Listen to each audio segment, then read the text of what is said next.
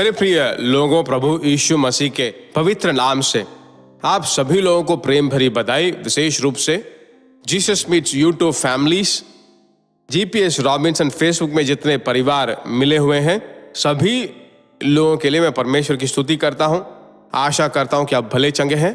सभी परिस्थितियों में परमेश्वर में सदा आनंदित रहिए। परमेश्वर के जाने बिना कुछ नहीं होता है। आज के दिन भी देखिए, परमेश्वर जो आपके लिए करना चाहता है वो आश्चर्यपूर्वक होगा। ठीक है, आज के वचन पर हम चलते हैं। परमेश्वर के लोगों, लूका 24वां अध्याय और 39वां वचन।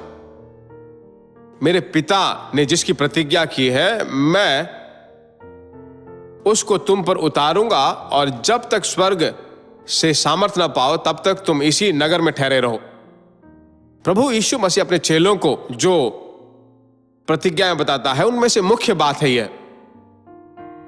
फिर भी कहता हूं, जब तक स्वर्ग से सामर्थ को न पाओ, अर्थात पवित्र आत्मा, उस अभिषेक के सामर्थ को पाए बिना इस नगर से बाहर नहीं जाना।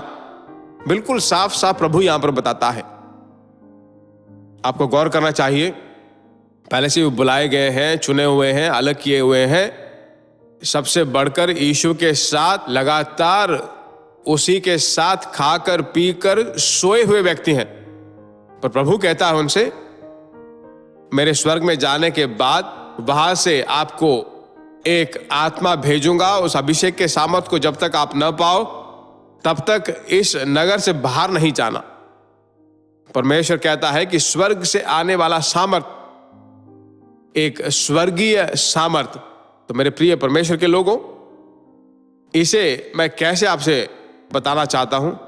इस सुबह के वक्त में मालूम मैं कैसे बताता हूं। जहां कहीं भी जाऊं, आत्मा में भरकर अभिषेक को पाकर, भीतरी रूप से अभिषेक है, उसे अग्नि से भड़काकर आप जाएं। पवित्र आत्मा के अभिषेक से भरे रहिए। ठीक है, वही अभिषेक आपको बिल्कुल साफ साफ दृष्टि देगा। वह अभिषेक आपको ठीक सही निर्णय लेने के लिए आपकी सहायता करेगा। उस अभिषेक में उलझन नहीं रहेगा। उस अभिषेक में कभी डगमगाहट नहीं होगी। उस अभिषेक में अगर आप भरोगे तो परमेश्वर के सम्मुख में आप बने रहे हो। पुराने नियम के समय में बाइबल में अगर देखें तो निर्गमन 34वें अध्याय के 29वें 30वें वचन में, सीनाई पर्वत में मूसा जब उतर कर आता है तो उसका चेहरा जो है बहुत ही उजियाले से भरा था, पर वो नहीं जानता था। पर उसके चेहरे को देखकर लोग जो है देख नहीं पाए, और वे अपने मुंह को बंद करने लगे, अपने चेहरे को बंद करने लगे, देख नहीं पाए।